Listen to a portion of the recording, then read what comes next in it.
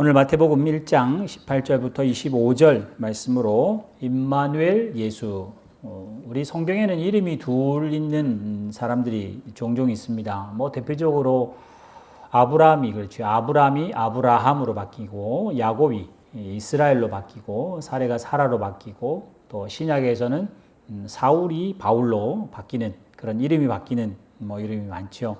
그리고 또 우리가 아는 솔로몬도 사실 이름이 두 개였던 것으로 보여지고요. 오늘 여기 나오는 예수 그리스도라고 하는 예수라는 이름을 가진 이분도 하나님의 이름을 하나 더 주십니다. 임마누엘이라는 이름. 그래서 오늘은 성탄절 설교를 제가 하면서 특별히 이 두 이름, 예수란 이름과 임마누엘 이름을 여러분들이 모르지 않으나 그 이름을 어떻게 간직하고 계셔야 되는지를 오늘 잠시 살펴보고자 합니다. 그 본문 보여주세요. 21절에 보시면 아들을 낳을 것인데 이름을 예수라 하라. 이 예수는 구약에 있어서는 예수아라, 이렇게 히브리 말로는 예수아라 이렇게 부릅니다. 그걸 조금 더 길게 해서 여호수아라고 부릅니다. 그래서 예수아라는 이름도 실제로 있고요. 여호수아, 신약에 와서는 예수 동일한 이름입니다. 죄에서 구원하신다는 이야기예요. 그래서 여기 나온 이름대로 자기 백성을 그들의 죄에서 구원할 자, 이 의미가 예수라는 이름입니다. 그래서 먼저는 죄에 대해서 생각을 한번 하셔야 돼요. 그러니까 죄가 뭔가?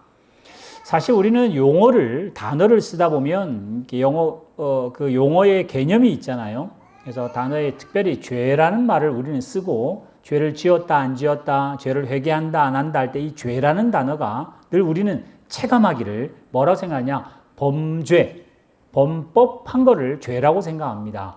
교통법규를 어겼습니다. 그러면 범칙금을 먹잖아요. 그죠? 그러니까 규칙을 어긴 거라고 생각해서 나는 잘못했다고 생각하는 선이 됩니다. 그 선을 넘으면 잘못한 거예요. 마찬가지로 우리가 생각할 때 죄라는 단어가 그렇습니다. 뭔가를 잘못한 겁니다. 그래서 그 잘못한 것이 피해를 주거나 아니면 꼭 피해를 주지 않았다 할지라도 내 마음속에 죄를 가지고 있는 이런 것을 죄라고 생각을 해요. 그래서 개념이 그 정도를 죄라고 생각하면 예수 그리스도의 이름의 농도가 확 떨어집니다. 사실 전 세계에 지금 우리가 가지고 있는 찬송가들, 대부분 많은 찬송가들은 부흥운동이 일어났을 때 많이 만들어집니다. 그래서 1800년대 후반때 특별히 미국이 부흥운동이 있었었고요. 우리나라도 1907년에 평양에 대부흥이 있었습니다. 인도도 그렇고 그 당시에 많은 나라들이 부흥운동이 세계의 물결처럼 일어났을 때가 있었습니다. 다른 나라는 접어두고라도 우리나라 같은 경우에 1907년에 부흥이 있을 때 평양에 산정현 교회 이러면서 이제 부흥회가 있잖아요. 부흥회 말씀을 전하셨고 그 말씀을 듣고 회개하는 장로님으로부터 필두해서 많은 사람이 나와서 죄를 자복했습니다. 저는 이런 죄를 지었습니다. 그래서 회개합니다. 그러니까 그 소리 듣고 주인이 회개하니 종도 회개하고 또 남자 회개, 여자 회개하고 그 수많은 사람들이 회개하러 줄을 서다 보니까 시간이 며칠을 했다는 역사적인 사건을 알거든요. 그게 우리나라를 부흥하고 전 세계를 부흥하는 정말 좋은 대부흥의 운동이긴 했는데 세상에 있는 대부분의 일들은, 모든 일들은 이 양극이 있습니다. 그러니까 그 평양의 대부흥으로 우리나라 교회가 부흥하고 교회가 쓰는 굉장히 좋은 영향력이 있었으나 또 한편 뒤집어 나쁜 어떤 영향력이 있었는가? 그때부터 교회가 부흥하기 시작하면서 성도들이 생각할 때 죄를 뭐라고 생각하냐? 굉장히 적은 범법으로 생각했어요. 내가 죄 안 짓고, 내가 해코지하지 않고, 내가 남한테 피해 주지 않고, 양심의 가책 느끼지 않고, 요 정도를 죄와 동급으로 생각해서, 왜냐하면 회개하는 것 자체가 그럴 수밖에 없어서 그래요. 예전에는 이거 죄라고 생각도 안 하고 서리했었는데 그게 지금 생각하니까 죄였다. 그때는 내가 모르고 툭 던진 말인데 그 사람의 상처가 됐다. 그것도 죄다. 그러니까 요런 정도의 죄라고 생각하고 회개하기 시작하니까 사람들은 깨끗해지고 더 착해지고 바를지 모르지만은 지금 성경이 말하는 예수라는 그 이름 안에 들어가 있는 그들의 죄에서 구원하는 그 죄는 훨씬 더 큰 죄입니다. 우리가 회개하고 나와서 부흥이라고 말하는 그 정도의 농도의 죄가 아닙니다. 소위 우리 그 곰국을 끓이면 식혀놨다가 기름이 둥둥 뜨면 그걸 걷어내잖아요. 마치 우리는 그거 정도 걷어낸 거를 죄를 회개했고 부흥이라고 생각하고 내가 깨끗해졌다고 생각하는 건 굉장히 큰 오산입니다. 그거는 기독교 아니더라도 어떤 종교라도 거룩하게 깨끗하게 살아가려고 하는 열심들은 합니다. 근데 오늘 여기 21절에 나오는 예수라고 하는 이름이 가지는 그들의 죄에서 구원하는 이 죄는 본성입니다. 본성. 사람이 100번 죽었다 깨나도 할 수 없는 죄의 구렁텅입니다. 내가 조금 착해지고 조금 얌전해지고 조금 더 품이 있고 이 정도가 아니라 다 세상의 모든 걸 다 들여도 빠져나올 수 없는 죄의 구렁텅이에요. 본질상 진노의 자식으로 태어나는 어쩔 수 없는 상태입니다. 아무리 깨끗하게 살아도 갈 수 없는 천국, 나의 업적으로는 씻을 수 없는 큰 죄의 농도를 말할 때 이 죄에서 구원한다고 해야 되는데 우리가 늘 평상시 생각하고 이번 주는 내가 더 거룩하게 살겠습니다 생각했던 그런 얄팍한 죄가 아닙니다. 그래서 하나님이 태초에 천지를 창조하시고 정말 하나님께서 우리를 보실 때 보시기 좋았는데 그 타락 이후부터 이 타락 이후는 죽음이 옵니다. 그래서 죽음은 죄 때문인데 우리가 말하는 거짓말했기 때문에 죽는 건 아니잖아요. 우리가 남에게 상처를 주고 범법 행위를 하고 감옥을 갔다고 죽는 건 아니잖아요. 우리가 죽는 사람이 죽는 것은 근본적으로 하나님과 끊어지고 우리는 해결할 수 없는 죄의 구렁텅이 속에 빠져 있기 때문에 하나님의 심판 아래에 있기 때문에 라고 하는 사람은 할 수 없는 우리의 저주로는 바꿀 수 없는 그 죄 속에서 하나님께서 예수라는 이름을 보내셔서 근본 나무를 바꾸셨어요. 이건 나쁜 나무였어요. 아무리 열심히 농사해도 나쁜 나무라고 하는 그 나무에서는 나쁜 열매가 나올 수밖에 없는 이쪽 인과관계가 있다면 우리를 아예 근본 예수의 나무로 하나님 자녀로 근본을 바꾸는 것이 그들의 죄에서 구원하러 오신다는 이야기입니다. 그렇기 때문에 예수님이 나에게 구주시고 하나님이 예수를 보냈다는 말은 우리가 조금 더 지난해보다 올해 좀 더 거룩하게 삽시다. 지난주보다 이번 주, 어제보다 오늘 조금 더 말씀답게, 말씀을 아는 사람답게 조금 더 깨끗하게 삽시다 정도가 아니라 이 예수 아니고는 답이 없다는 것을 인지하셔야 됩니다. 그래야 누가복음에 나오는 우리를 죄에서 구원하신 또 온 백성에게 미칠 기쁨의 소식이고 하나님께 영광이고 땅에서는 하나님이 기뻐하시는 모든 자들에게 평화가 되는 소식이지 단지 내가 조금 더 얼굴이 발라지고 조금 더 겸손해지고 조금 더 죄 덜 짓는 것 그런 죄의 종류가 아닙니다. 그래서 여러분들이 예수라는 이름 늘 부르시고 앞으로도 계속 부르시겠습니다만 특별히 성탄절에 예수 그리스도가 오셨다. 아기 예수가 오셨다 할 때 그 예수는 그 예수로만 바꿀 수 있는 근본 바꾸는 진노의 자식이고 마태복음 8장에 요한복음 8장에 나오는 우리는 그 사탄의 자식들이었는데 하나님께서 예수를 보내심으로 길을 만드시고 예수를 통해서 천국 백성으로 우리의 상태 자체를 아예 근본 자체를 바꾸시는 물론 이런 거 있습니다. 예수 안 믿을 때의 삶과 예수 믿고 삶이 세상에서는 별반 다르지 않아 보이는 것은 실제입니다. 그러나 본질이 달라요. 본질이. 그 끝자락이 다릅니다.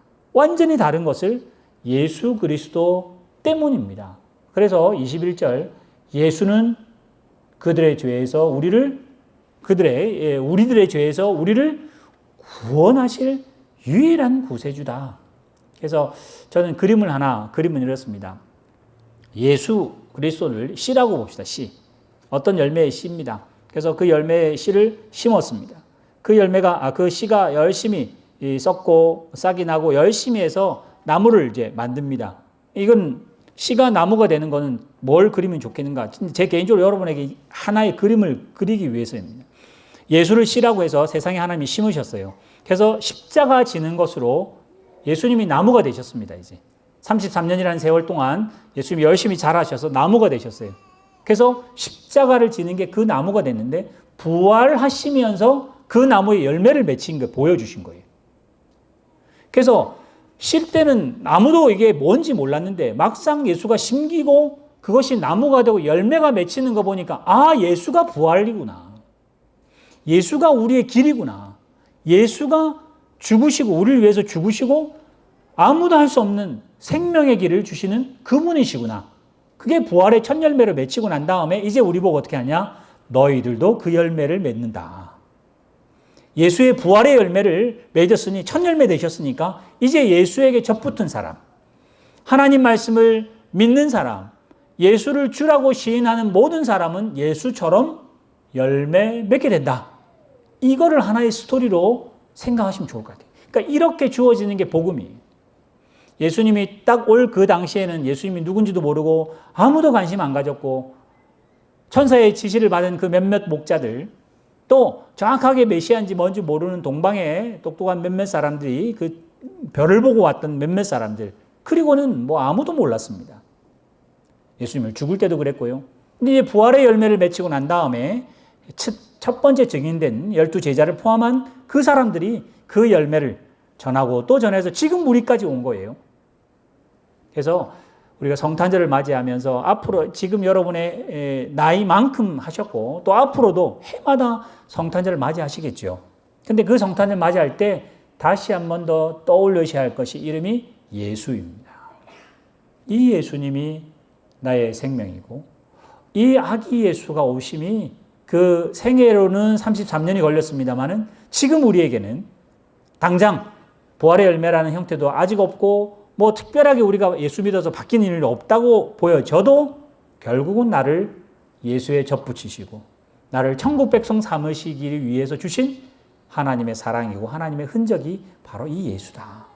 그래서 마치 유전자 그 정보 안에 뭐 조그마한 그 보이지도 않는 세포 안에 5만 가지의 그 정보가 담긴 것처럼 예수라고 하는 이름 하나가 이 성경을 다 포함하고도 남고요. 우리 인생, 온 인류의 인생을 다 포함해도 예수라는 이름 하나 풀 수 없는 그 큰 이름을 나에게 주셨다. 그래서 우리가 성경을 보면 볼수록 예수만 유일한 길이시고 진리고 생명이라는 말을 하나씩 풀어내시잖아요. 그지? 근데 그거를 모아서 성탄절날 예수 그리스도 찬송하고 예수 그리스도 고백하고 예배하는 이유가 예수라는 이름을 얼마만큼 아시느냐에 따라 찬송이 깊어질 겁니다. 우리는 단지 예수를 이름으로만 알지 마시고 우리가 늘 본보이세요. 그 마태복음 시작하면서 예수는 그 백성, 자기의 백성, 하나님의 자녀 삼은 그들의 죄에서 구원하신 자다 된 거고요.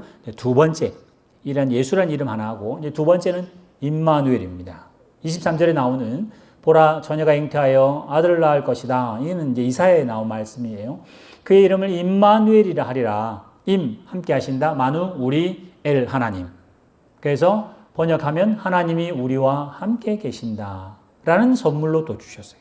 그만 첫 번째 말은 예수라는 이름이 우리를 근본 바꾸시는 키가 된다. 그게 예수였어요.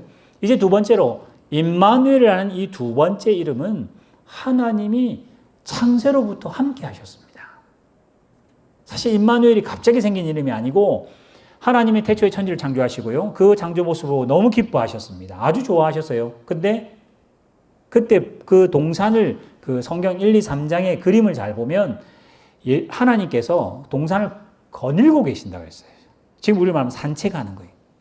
그러니까 그걸 함께 이렇게 거닐고 이야기하고 뭐 이러는 중에 또 한 달은 죄를 범함으로 숨어서 아담아 어디 있냐 물어보시는 그런 그림 그리시는 거 아시죠? 그래서 하나님이 우리와 함께 거니시는 모습을 에덴 동산에서 하셨는데 죄를 범함으로 쫓겨나가잖아요. 그지?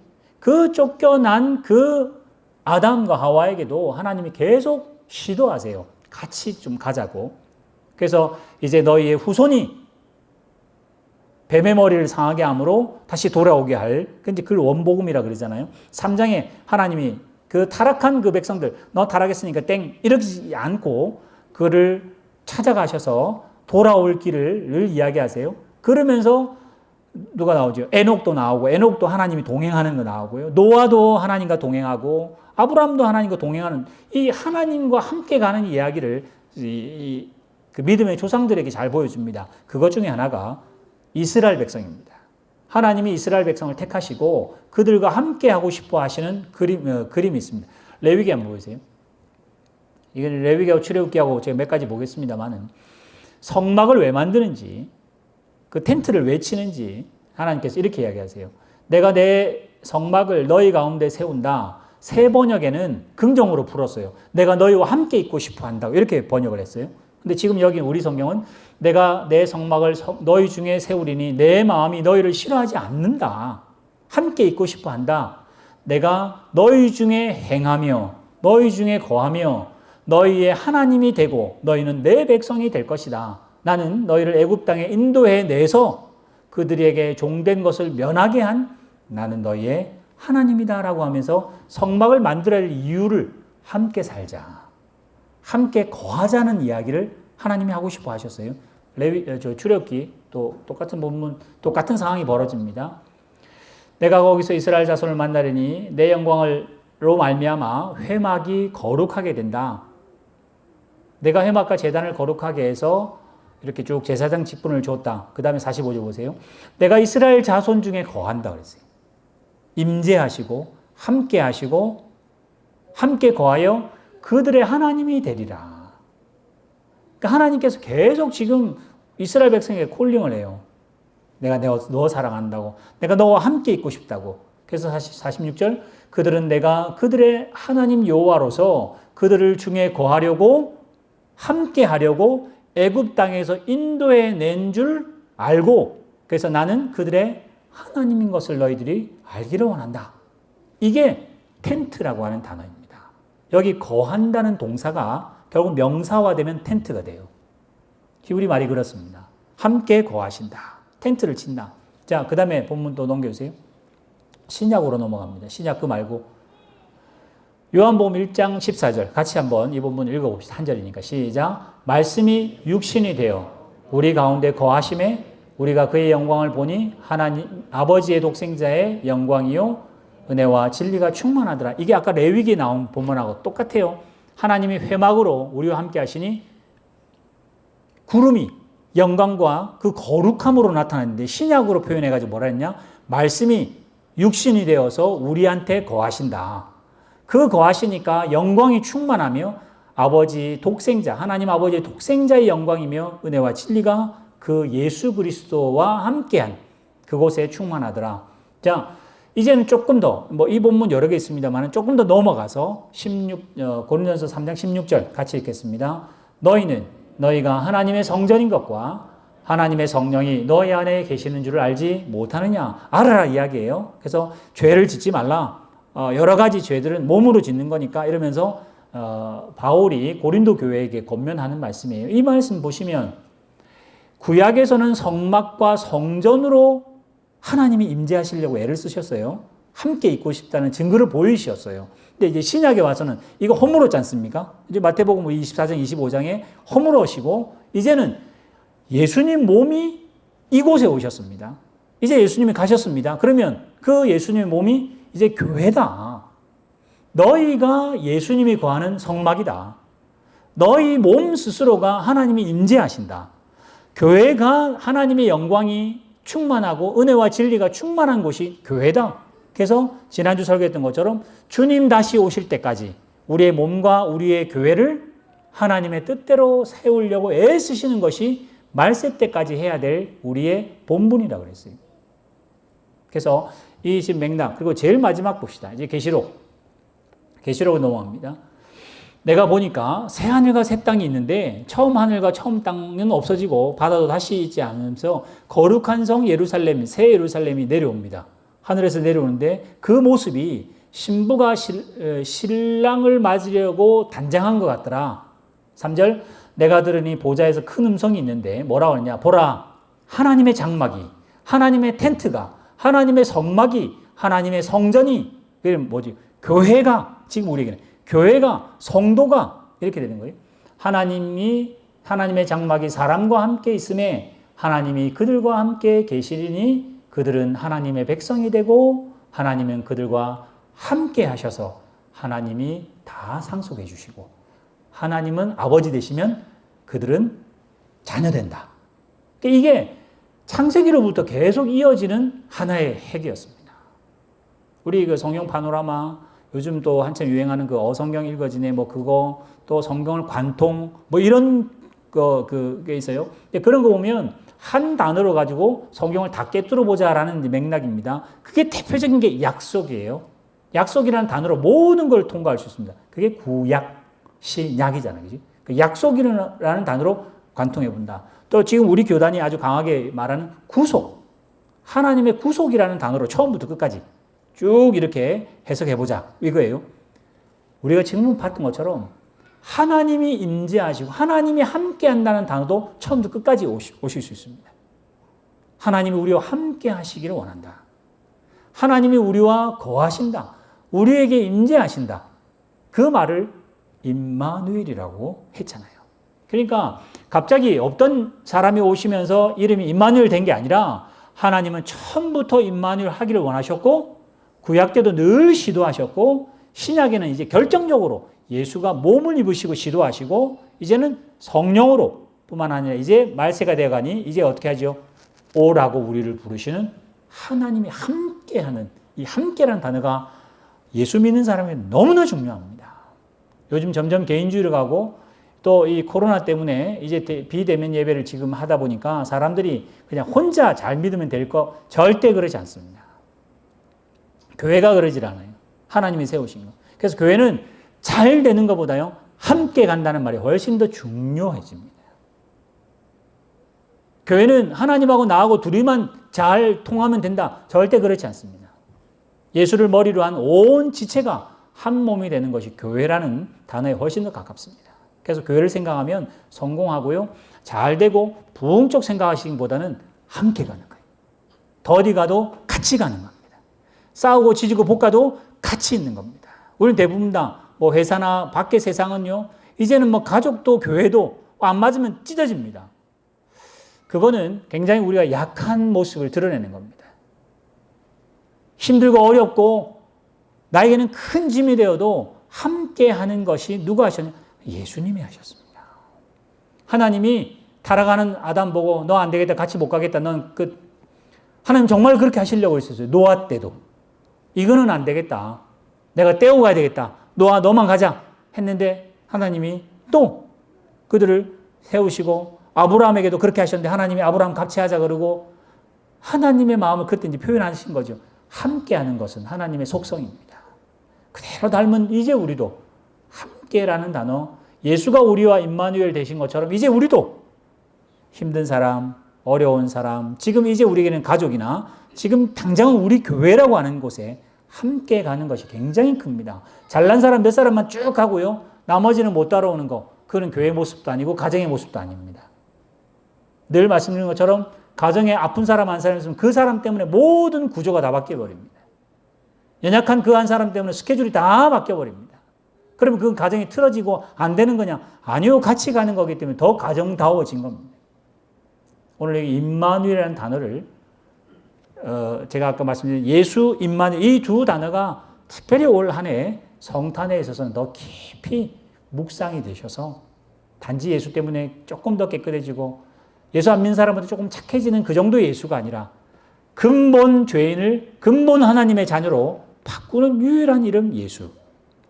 이제 예수 안 우리들이 지금 이 세상을 살 뿐만 아니라 우리의 목표가 하늘나라라는 것을 잘 보여주는 과정이 임마누엘입니다. 그래서 사실은 제가 1부 때 우리 교회 집사님 뭐 예를 들어서 이야기했습니다만 뭐 지금 이분이니까 그렇게는 못하고요. 만약에 예를 들어 봅시다. 이분이 건강했습니다. 하나님 늘 함께 하셨어요. 사업도 잘 되고 있었습니다. 근데 갑자기 무슨 사고가 나서 장애를 갖거나 굉장히 어려운 일을 당했다 합시다. 그럼 하나님이 이때는 함께 하셨는데 이때는 함께 안 하실까요? 그게 우리의 본성입니다. 뭐가 잘 되다가 뭔가 틀어져서 힘든 길을 눈물 흘리며 갑니다. 그러면 우리는 대부분 생각할 때 그때는 믿음이 괜찮은데 지금 믿음이 안 좋은 걸로 환산하고 그렇게 이해하고 그런 것처럼 인정하는 것이 우리의 수준입니다.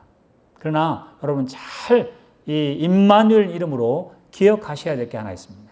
하나님은 우리 인생을 주셨을 때 성공하라고 주신 것이 아니라는 걸 아셔야 돼요.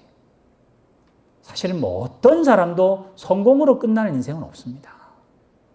뭐 정말 구체적인 예를 들어 그 이건희 회장 세계에 손꼽는 부자라도 결국은 끝자락에는 그것이 부귀영화로 그래서 추앙을 받고 그 인생이 그렇게 끝나진 않습니다. 우리는 못 가진 걸 가진 사람이니까 뭐 죽을 때도 잘 죽었겠지라고 혹시 부러워할 수는 몰라도 어떤 인생이라도 성공으로 끝나고 영광으로 끝나고 또 그것이 생명을 주는 곳으로 끝나지는 않습니다. 모두 다 시들어지고 허무해지고 허망해지는 것으로 끝납니다. 우리 첫 그 연초에 잠언, 욥기 하면서 정말 하나님께서 우리에게 주신 지혜로운 것도 결국은 내가 지혜로워서 이 도를 터득하고 세상을 지혜롭게 살 수 있는 건 아무도 없다. 그래서 헛되다 하면서 결국은 하나님만이 답이다는 그 지혜서가 있었잖아요. 마찬가지로 우리 인생이 그렇습니다. 여러분, 임마누엘이라는 말이 정답인데 이런 겁니다. 하나님이 함께 하셔서 잘 되는 일이 있을 수 있습니다. 그러면서 하나님과 동행할 때 아멘입니다. 혹시 성공 못하고 병들었습니다.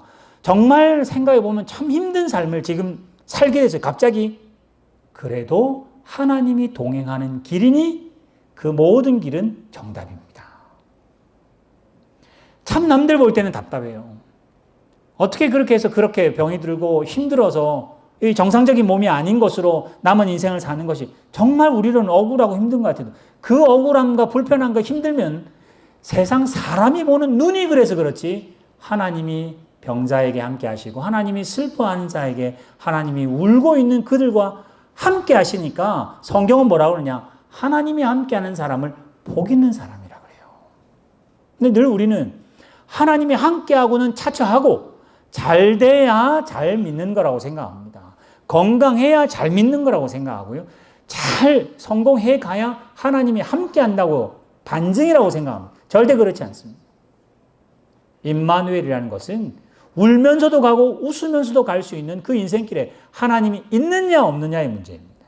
그런데 예수님께서 임마누엘로 오셔서 실제로 눈으로 보이는 예수님이 우리와 함께 계셔서 예수의 인생이, 바울의 인생이, 다윗의 인생이, 모든 인생은 사실 고난의 길이었지만은 하나님이 함께 하기 때문에 일체 비결을 배우고 인생에 자랑하며 그 마지막 많은 허다한 증인들 앞에 축하받고 기쁨으로 그 길을 간다 그랬어요.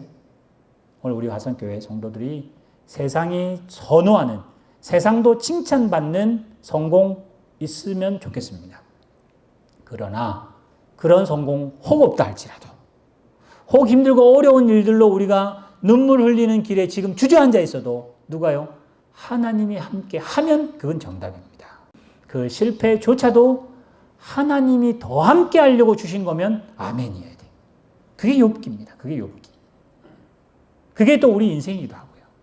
그래서 지금 우리의 생각은 목회 잘해서 교회 성공하고 또 사업 열심히 하셔서 더 풍성하고 자녀들 더 똑똑하게 키워서 잘나냈으면 좋겠다. 그게 답이 아니라는 거예요. 그거는 하나의 어떤 면에서는 액세서리 같은 것인데 하나님이 우리를 함께 하신다. 그래서 하나님 우리를 좋은 길로 부르시면 찬송하시고요. 우리를 눈물 흘리게 부르시면요. 눈물 흘리며 격려하시고 또 조금 더 도와주시고 기다리고 인내하시면서 기가 막힌 수렁에서 건지실 하나님을 더 소망하는 그것이 우리는 전체를 신앙이라고 말해야 됩니다. 오늘 이 임마누엘 예수님이 우리를 잘되게 잘 나가게 하시려고 임마누엘로 오신 것이 아니라 틀어져 있는 죄인으로 지옥으로 가는 우리들을 틀어서 이 틀 때 우리를 아프게 할 수도 있어요. 이 틀어질 때 우리를 실패하게 할 수도 있습니다. 틀어질 때 우리를 세상의 낙을 없게 할 수도 있을 겁니다. 그러나 이 길은 바른 길을 가고 결국은 천국으로 가는 길이기 때문에 여러분 머릿속으로 생각하실 때 천국은 죽어서 가는 장소적인 개념보다요. 하나님이 함께하는 곳이 천국입니다. 그곳이 천국이 됩니다. 지금은 이곳에서 하나님이 함께 하시고요. 이제는 계시록에 아까 그 나왔던 것처럼 이제는 그 아까 그 본문 21장 보셨죠? 그 뒤에 3절 4절 이후에 하나님이 아까 본문 잠시만 보세요. 그 하나님이 함께 하시는데 그 본문 뒤에 그곳에는 눈물도 슬픔도 아픔도 없는 그곳에서 하나님과 함께 잔치하는 모습이 나옵니다. 이 지금 본문은 안 나올 겁니다. 8절 뒤에 보면 그렇습니다. 그래서 성탄절 메시지는 조금 우울하고 침울한 것처럼 보입니다만 그게 정답입니다. 예수 그리스도 오셔서 박수 치고 찬양하고 기쁘고 그냥 이런 표면적인 것이 아니라 근본이 바뀐 것이고 어떤 길을 가더라도 임마누엘이라는 하나님께서 나와 함께 하신다는 이제는 뭐 자부심을 가지시고 성공하시고 자부심을 가지시고 실패할 수 있는 데까지 나아가야 돼요. 우리는 세상이 평가하는 그 평가가 하나님의 말씀보다 더 중요하고 더 무섭게 생각하기 때문에 자꾸만 이걸 놓으려고 그래요. 그래서 늘 우리 머리로 하나님이 함께 하시면 왜 이렇게 하시냐고, 하나님이 함께 하시면 이게 뭐냐고 늘 우리는 따지는 수준인데 사실은 훨씬 더 바른 길, 옳은 길, 하나님만 줄 수 있는 그 천국과 같은 길을 지금은 마치 철로 역정에 나오는 그 성도처럼 지금 걸어갑니다. 결국에는 하나님 우리를 다 하나님 백성으로 부르시고자 예수라는 키를 주셨고 키만 주고 던져놓고 가지 않고 임마누엘로 늘 함께 하나님이 동행하십니다. 마지막으로 요한복음에 가면 1장에 나다나엘이라는 사람이 나옵니다. 나다나엘은요, 이름 그때 한번 나오고 안 나옵니다. 한 일이 없어요, 성경에서는. 그런데 예수님께서 나다나엘아 부르시면서, 나다나엘 예수님 처음 봤거든요. 그러니까 너 참 이스라엘 사람이고 너 속에 간사한 것이 없다 그래요. 그러니까 나다나엘 깜짝 놀래요. 그러면서 깜짝 놀면 하는 말이 당신은 하나님입니다, 이렇게 나와요. 사실은 나다나엘은 성경에서 업적이라고 막 우리가 소위 말하는 업적이라는 건 하나도 없습니다.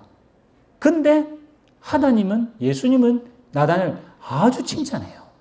너 속에 간사한 것이 없다. 너는 진짜 이스라엘 사람이다 그래요. 뭐 했는데? 아무것도 안 했는데. 성경에는 뭐 하나 있죠? 무화과 나무 아래서 하나님 만난 것밖에 안 했어요. 늘 우리는 큰 일 좋아합니다. 드러난 일 좋아합니다. 뭔가 번듯한 거 굉장히 좋아합니다. 그러면 하나님도 좋아하실 거라 생각해요. 근데 나다나엘을 잘 보면 하나님과 함께 있으려고 애쓰는 그 나다나엘 하나님 굉장히 칭찬합니다. 성탄절을 맞이하시면서 늘 하나님 우리 임마누엘로 오셨는데 오늘 늘 하나님 도망가는 것처럼 보입니다. 거꾸로 이제 이 성탄절과 이 휴가를 연말 연초에 휴가를 보내시면서 깊이 한번 묵상하세요. 내가 어떻게 하면 하나님과 더 좀 가까이 할까? 어떻게 하면 뭐 말씀과 함께, 이것도 하나의 좋은 예입니다.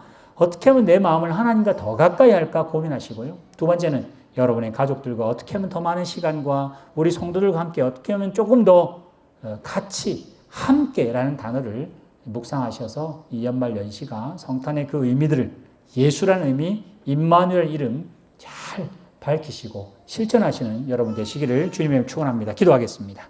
하나님 아버지, 우리에게 아기 예수를 주셨습니다. 그 예수라는 이름 안에 있는 죄에서 구원한다는 이야기가 단지 착해지거나 조금 더 거룩해지는 정도가 아니라 우리의 근본을 바꾸는, 지옥에서 천국으로 바꾸는, 사탄의 자식에서 하나님의 자녀로 바뀌는, 모든 것이 바뀌는 유일한 방법이 예수이며 유일한 길이 예수이며 유일한 진리가 예수 이름 안에 있음을 저희들이 다시 고백하게 하시고, 이제 그 예수를 우리 마음속에 주셨으니 예수와 함께 평생 동행하기를 결심하고 어떤 일이 있어도 예수를, 하나님을 놓지 않고 하나님과 함께 하리라. 그래서 마태복음도 끝나면서 내가 세상 끝날까지 너와 함께 하겠다고 약속하신 말씀이 이 자리에 우리 머리 숙인 모든 성도들에게 이루어지는 귀하고 복된 성탄절 되게 하실 줄 믿사오며 예수님의 이름으로 기도드리옵나이다. 아멘. 우리 찬송가